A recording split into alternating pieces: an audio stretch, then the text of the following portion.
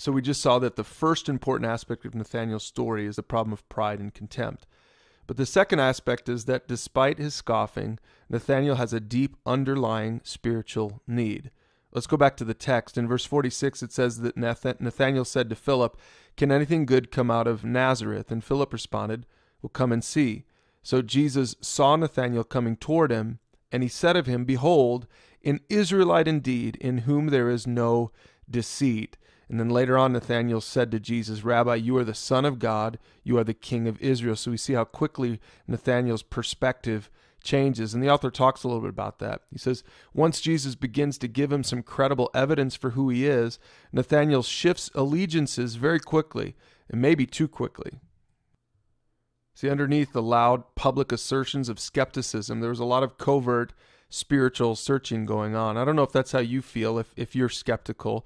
If you've sort of had this attitude, maybe you can relate to Nathanael in the way you've looked at religion or Christianity in the past.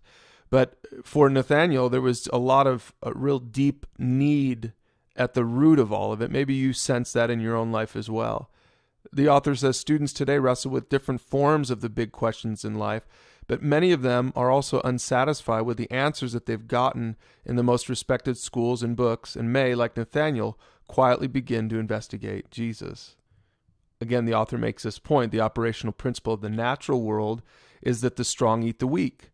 So if it's natural for the strong to eat the weak, and if we just got here only through the natural, unguided process of evolution, then why do we suddenly turn around when the strong nations start to eat the weak nations and say, well, that's wrong? On what basis can we do that if it's not rooted in who Christ is and what the Bible teaches? In Alistair McIntyre's book, After Virtue, McIntyre argues that you can never determine whether something is good or bad unless you know its telos, or its purpose. We talked a little bit about this in the first week. So he talks about you wouldn't use a watch to hammer a nail, because that's not what a watch is made for. And the same principle should apply to humanity. How can you say that someone is a good person or a bad person unless you know what they're designed for, what their purpose is? And how do you know what purpose or design is for, aside from what God says in the Bible and what he teaches to us through his word and through the person of Jesus? So the author says, but wait, what if you say, I don't know if there's a God or not, and I don't think human beings were designed for anything? So do you see your dilemma?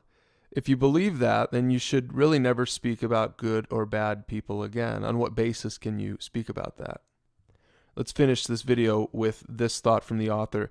He says, I cannot prove that Christianity is true, but I can show you that there are good and excellent reasons to believe in Jesus.